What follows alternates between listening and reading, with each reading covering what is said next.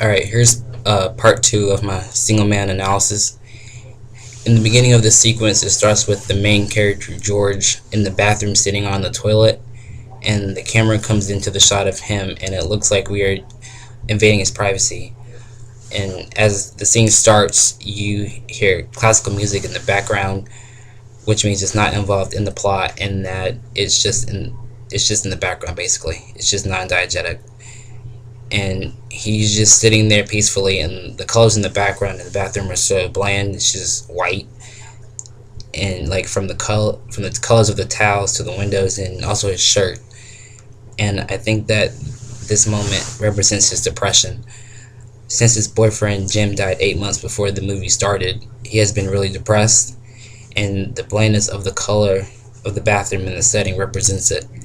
And as the sequence goes on, he hears his neighbors and their kids, and he looks outside, and you see the neighbor's daughter hitting a scale with a hammer.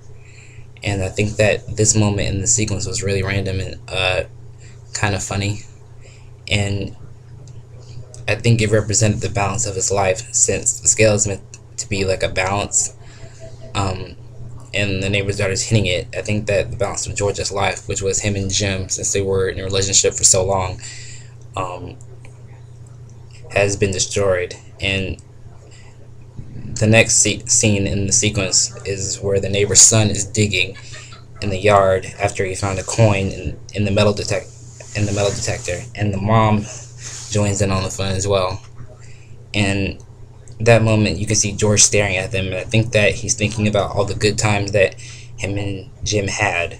But I also think that it represented what him and George never really had, because homosexuality was not accepted back then in the 60s, and George and Jim sort of had to hide their relationship and had to live in secret for so long, since they live in the US.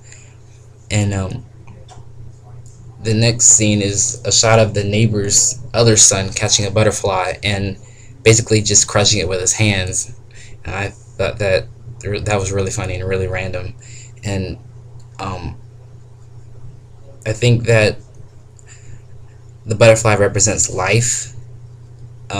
And since the son is sort of crushing it, I think that that specific moment represented George's struggle with his life, and whether or not to end it. And the next scene, it shows the mother like noticing George staring outside of his window, and he hears the phone ring, and the camera shows the phone and goes back to George, who sort of he's shown to decide whether or not to pick it up, and it goes in on George's feet, and you can see that his pants are down. And when he picks up the phone, we see Charlie, who we know is his best friend later on in the movie. And in her room, you can see more color in the shot, and you see that the camera stays in the same position when George is in the scene, but when Charlie appears, the camera shifts from the end of the bed to the side of it. And this scene in the sequence, in my opinion, was put in for kind of comical relief, because it really shows the closeness or the close relationship that he has with Charlie, and that he already knows it's her, because she's the only person that calls before 8 a.m. And this represents his old life and how he used to be, since him and Charlie seemed to be in a romantic relationship before he started dating Jim. And I think it sort of makes light of the situation that he's in throughout the whole movie. So there's my sequence analysis, and I hope you like it.